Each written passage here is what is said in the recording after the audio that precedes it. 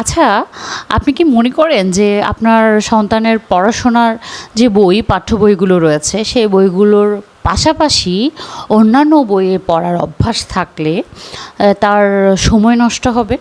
এবং আপনি মনে করছেন যে এত সিলেবাসের এত পড়া, সে অন্যান্য বইগুলো কিভাবে পড়বে বা সে লাইব্রেরিতে কিভাবে যাবে? অতিরিক্ত বই পড়লে তার সময় নষ্ট হবে। তার চেয়ে সিলেবাসের বইগুলো ভালো করে পড়ুক, পরীক্ষায় ভালো রেজাল্ট করুক, পাঠ্য বইয়ের অনুসারে নোটগুলো মুখস্থ করে, বুঝে না বুঝে মুখস্থ করে সে A+ পাবে।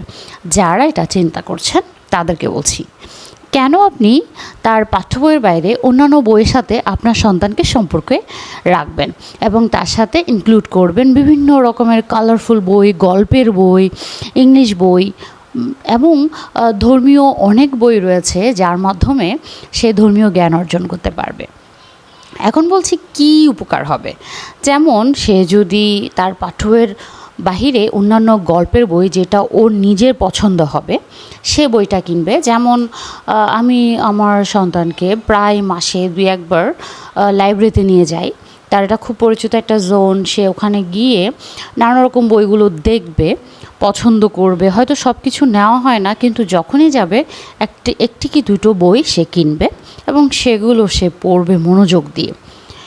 বাসায় এসে তার পড়তে ভালো লাগছে না, সে একটি বই নিয়ে বসতে পারলো, বসে এসে ছবি দেখবে। এখন হয়তো সে পড়ছে না, ভালো লাগছে না, কিন্তু সে ছবি দেখে দেখে চিন্তা করলো।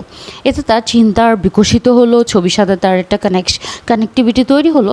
সেই সাথে একটা পাঠ্য বই যখন পাঠ্য বইয়ের বাইরে যখন সন্তান পড়বে অন্যান্য গল্পের বইগুলো, সবচেয়ে গুরুত্বপূর্ণ যে উন্নয়নটা হবে তার ব্রেইনের, সেটা হলো সে নানা রকম শব্দভাণ্ডারের সাথে পরিচিত হবে এবং সে পড়বে, নতুন নতুন গল্প শুনে গল্পের থিমটা বুঝবে, গল্পের ব্যবহারটা বুঝবে যে কোথায় কী হয়, কেমন করে হয়, একটা প্রাণীর আচরণ।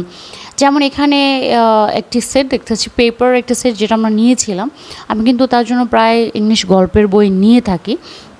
সেখান থেকে সে নানা রকম গল্পের থিম বুঝতে পারে। আমি পড়ে শোনাই, সে একটু একটু করে রিডিং করতে পারে এবং নতুন নতুন শব্দ শিখতে পারে। তাহলে খুব সহজেই ইংলিশ কিছু ভোকাবুলারি সে শিখতে পারলো, একটু সেন্টেন্স শিখতে পারলো, ফনেটিক্স শিখবে, রিডিং শিখবে, ইংলিশ বইয়ের ছোটো ছোটো লাইনগুলো সে পড়তে পারবে এবং সে তখন থেকে তার রিডিং হ্যাবিটটা তৈরি হবে। সে কীভাবে একটু একটু করে রিডিংয়ে ডেভেলপ করবে আপনি নিজে কল্পনা করতে পারবেন না। ঠিক একইভাবে অন্যান্য গল্পের বই যেগুলো রয়েছে, সে গল্পের বইগুলোর থেকে সে যখন গল্প পড়বে বা আপনি তাকে গল্পটা শোনাবেন, সেখানে তার কী উপকার হবে, সে বিভিন্ন সেন্টেন্স যখন, বাক্যগুলো যখন রিডিং পড়বে, তখন তার একটা সেন্টেন্সের যে ধরন, স্ট্রাকচার এবং তার কথার যে ধরন, সেগুলো পরিবর্তন হবে। কিভাবে যে তার কথাগুলো সুন্দর হবে আপনি নিজেই টের পাবেন না। আস্তে আস্তে তার কথাগুলো সুন্দর হয়ে যাবে, বিভিন্ন রকমের নতুন নতুন শব্দের সাথে তার পরিচিতি বাড়বে। যেমন আমরা যেদিন গিয়েছিলাম, এখানে আমরা 2টো বই নিয়েছি, সটিমটি এবং দাদু জাদু জানে, দাদুর জাদু। এখন এই দাদুর জাদু বইটা থেকে লেখা কিন্তু বেশি নয়, ছবিগুলো খুবই সুন্দর। সেখানে একটা গল্পের যে থিম ছিল, দাদু সব জানে, দাদু লিখতে জানে, দাদু পড়তে জানে, সব কিছু জানে। দাদু যাই করে সেটা চেঞ্জ হয়ে যায়। এই ধরনের একটা যে গল্প আছে, এখানে যে নানা রকম একটা মজার মজার শব্দ ইনক্লুড করেছে, সেখান থেকে তার যে এক্সপ্রেশন চেঞ্জ হয়ে যায়, এটা তার ব্রেনের সাথে খুবই কার্যকরী হবে, আনন্দ পাবে। পড়াশোনাটা শুধু আসলে পাঠ্য বই পড়বে, পড়া মুখস্থ করবে সেটা পড়াশোনা নয়, গল্পে গল্পে, খেলায় খেলায় যে পড়াটা হয় সেটাও একটা পড়াশোনার অংশ।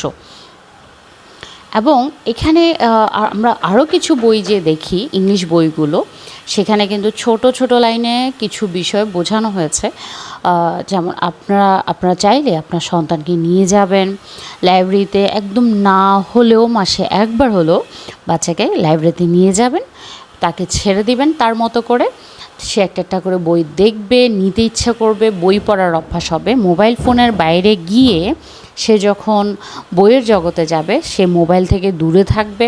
আপনারা বাচ্চাদেরকে কার্টুন থেকে না শিখিয়ে যদি একটি বই থেকে শেখানোর চেষ্টা করেন, একটি বই খুলে দেন, যেখানে মোবাইলে কার্টুনে আমরা ছবি দেখি, সেখানে সরাসরি একটি বই উল্টিয়ে উল্টিয়ে সেটাকে অনুধাবন করলো, অবজার্ভ করলো, বিষয়টা বুঝতে পারলো, এবং তার চোখ, মুখ, মস্তিষ্ক প্রত্যেকটা জিনিসের কানেকশন হলো তার চিন্তার জগৎটার অনেক বিশালতা পাবে, আনন্দ পাবে, তার ফলাফলটা আপনারাও দেখতে পাবেন।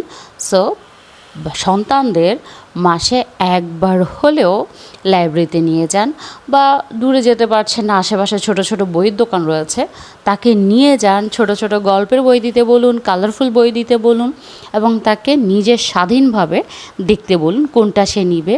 না নিতে পারলেও দেখে আসুক, কখনো গিয়ে নিয়ে আসবেন তার পছন্দের বই। তাই মোবাইল নয়, বইয়ে রাখুন।